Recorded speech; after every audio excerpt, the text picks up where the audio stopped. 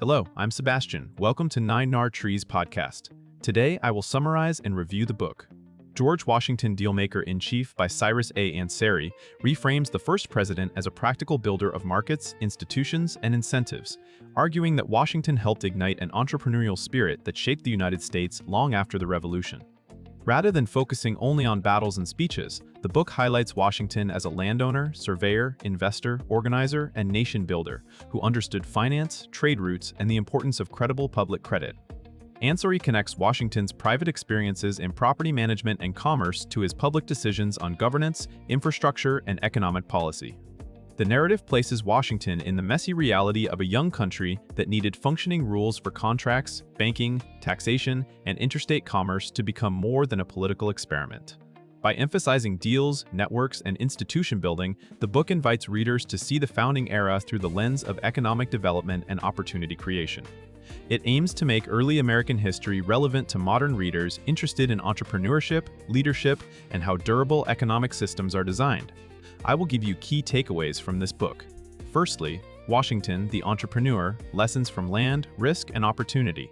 A core theme is Washington's identity as a working entrepreneur before he became a national leader. The book portrays him as someone who learned early how opportunity is found through information, relationships, and disciplined execution. His background as a surveyor and land speculator is used to show how he assessed value, navigated uncertainty, and fought in long time horizons. Managing Mount Vernon is presented as more than plantation stewardship. It becomes a case study in resource allocation, operational improvement, and adaptation when conditions change. Readers see how a leader's business habits can influence public leadership, including a preference for measurable results and an instinct for building systems that outlast personalities. The topic also emphasizes that entrepreneurship in the 18th century was closely tied to land, transportation, and access to markets, so developing property and connecting regions mattered as much as inventing new products.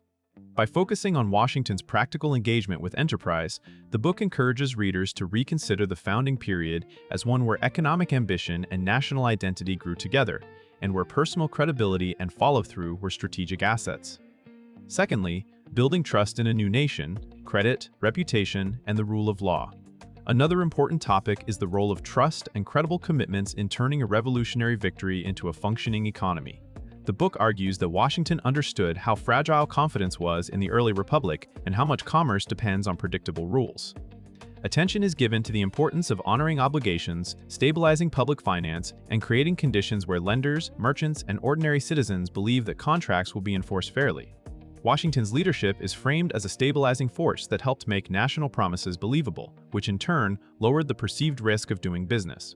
This theme connects political legitimacy to market activity. Without reliable institutions, private capital stays on the sidelines and long-term projects struggle to start. The discussion also points to the need for standards, consistent policy signals, and a federal structure capable of coordinating across states. By emphasizing reputation and institutional integrity, the book highlights a practical founding lesson. Economic growth is not only about resources, but about governance that makes cooperation rational. Readers can apply this lens to modern entrepreneurship, where trust, compliance, and credibility remain forms of capital. Thirdly, infrastructure and market access, the strategic importance of roads, rivers, and trade. The book emphasizes how Washington viewed infrastructure as destiny for a continental nation. It explores the idea that geography can either trap an economy in localism or unlock scale through connectivity. Washington's interest in improving navigation, developing routes, and linking the interior to ports is presented as a strategic business-like view of nation building. Rather than seeing transportation as a narrow engineering concern, the narrative treats it as a platform that enables specialization, competition, and the spread of opportunity beyond coastal cities.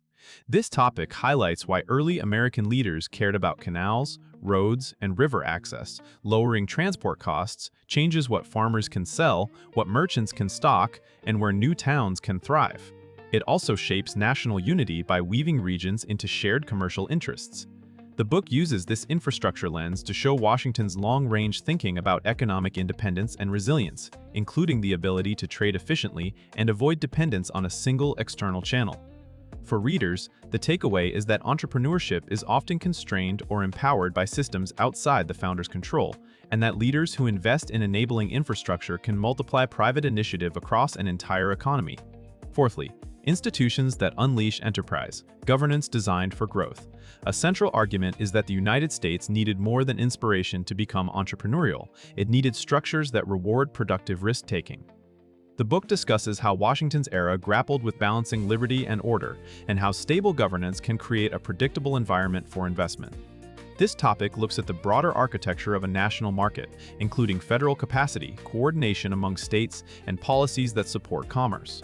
Washington is depicted as recognizing that fragmentation and weak central authority could choke growth, while overreach could undermine confidence. The emphasis is on pragmatic institution building, setting rules, appointing capable administrators, and establishing norms that reduce uncertainty. The narrative also shows how leadership style matters in young institutions, because early precedents can harden into tradition. By framing Washington as a builder of functional governance, the book offers a business-friendly view of founding principles. Enterprise scales when people know what the rules are, when enforcement is consistent, and when political conflict does not constantly threaten property and contracts. Readers interested in policy, management, or startups will see parallels between building a company's operating system and building a nation's economic operating system. Lastly, leadership as deal-making, coalitions, compromise, and long-term value. The book presents Washington's impact not only through formal powers, but through an ability to align competing interests toward shared outcomes. This topic frames deal-making as coalition building, listening, choosing capable partners, and persuading stakeholders to accept compromises that preserve long-term stability. Washington's leadership is portrayed as disciplined and reputation-conscious, emphasizing restraint and consistency so that agreements hold. Rather than celebrating clever tactics, the narrative favors durable bargains that reduce future conflict and create room for private initiative. The theme also explores how personal networks and credibility can bridge divides, especially in periods when institutions are still young. In entrepreneurial terms, Washington is shown as someone who understood that strategy requires both vision and execution, and that execution depends on people who trust one another enough to commit resources. The reader takeaway is that deal-making is not merely transactional, it is governance through alignment, where the best agreements expand opportunity and reduce uncertainty. By applying this lens to the founding era, the book invites modern leaders to consider how integrity, patience, and clarity can turn negotiation into a tool for building systems that keep producing value long after the original decision-makers are gone. In conclusion, this book is best suited for readers who enjoy American history but want more than a military and political storyline, as well as entrepreneurs, investors, and leadership students curious about how economic ecosystems are built. It can benefit a reader's life by offering a practical lens for decision-making. Credibility creates leverage, institutions shape incentives, and long-term value often comes from boring fundamentals like trust, infrastructure, and rule consistency. Seeing Washington as an operator who learned through land management, logistics, and risk can also encourage readers to treat leadership as a craft grounded in systems, not slogans. Compared with similar books that portray Washington primarily as a heroic symbol or a battlefield commander, Ansary's angle stands out by linking the founding era to the mechanics of enterprise and national development. That perspective helps readers connect past choices to modern realities, such as capital formation, regional connectivity, and the importance of stable governance for innovation. If you want a narrative that bridges biography, economics, and entrepreneurship while reinforcing why a functioning market society had to be deliberately designed, this book offers a compelling reason to buy and read it.